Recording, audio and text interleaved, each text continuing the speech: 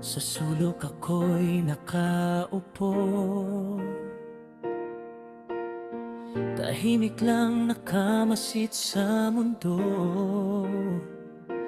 Habang sila'y nagtatawanan, ako'y nakangiti lang sa gilid ng usapan. Hindi dahil wala akong masasabi, mas pinipili ko lang ang sandali, makinig sa tibok ng paligid, sa kwentong hindi kailangang isigaw o isibilit. Di lahat ng tahimik ay walang laman, may mga damdaming di agad nababasa.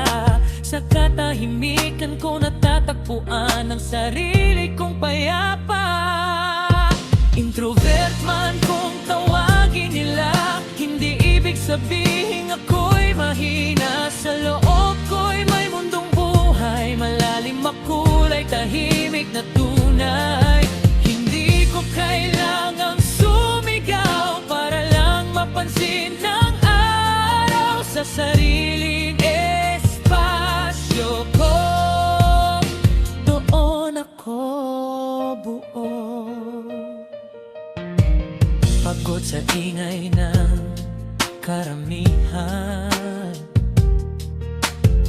mas gusto kong bituin sa kalawakan. Isang kaibigan sapat na sa akin, isang pusong tunay ang kapiling. Hindi ako suplado o malilap, may oras lang akong kailangang yakap upang muling huminga ng malalim sa mundong mabilis at magulo rin. Di lahat ng tahimik ay nag-iisa, may sayaring lihim na nadarama. Sa bawat salitang pinipili, doon ako nagsisilbi. Introvert man kung tawagin nila, hindi ibig sabihin ako'y mahina. Sa loob ko'y may mundong buhay, malalim, makulay, tahimik na tunay. Hindi ko kailangang sumigaw para lang mapansin ng araw. Sa sariling espasyo ko, doon ako.